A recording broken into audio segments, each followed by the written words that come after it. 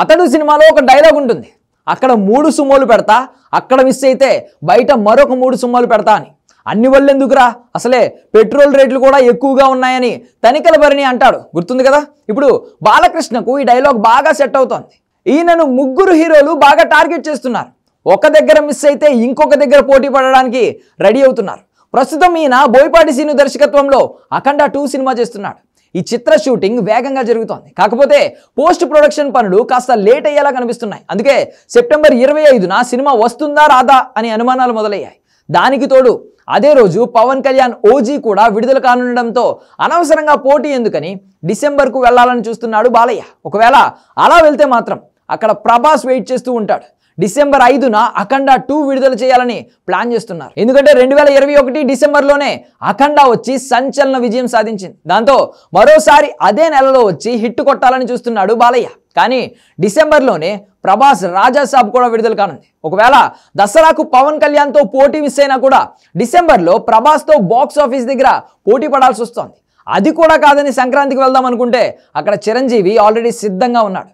అనిల్ రావుపూడి దర్శకత్వంలో చిరంజీవి నడుస్తున్న సినిమా సంక్రాంతికి విడుదల కానున్న సంగతి తెలిసిందే. దానికి తగ్గట్టుగానే షూటింగ్ కూడా చేస్తున్నాడు అనిల్. ఇప్పటికే మొదటి షెడ్యూల్ అయిపోయింది. అందులో ఒక యాక్షన్ సీక్వెన్స్ కూడా షూట్ చేశాడు.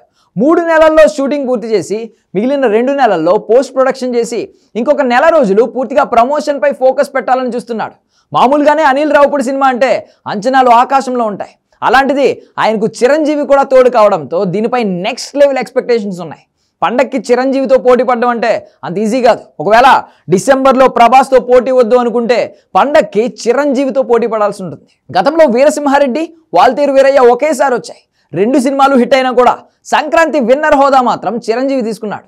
2017లో గౌతమిపుత్ర శాతకర్ణి, ఖైదీ నెంబర్ 150 సినిమాలు ఒకేసారి విడుదలయ్యాయి. అప్పుడు కూడా 2 హిట్ అయ్యాయి, కానీ విన్నర్ మాత్రం చిరంజీవియే. అందుకే మెగాస్టార్తో పండక్కి పోటీ అంటే అంత ఈజీ కాదు. మొత్తానికి బాలయ్య అఖండ 2 సినిమా సెప్టెంబర్లో మిస్ అయితే పవన్ కళ్యాణ్తో పోటీ తప్పించుకోవచ్చు. డిసెంబర్ కూడా మిస్ అయితే ప్రభాస్తో పోటీ తప్పించుకోవచ్చు.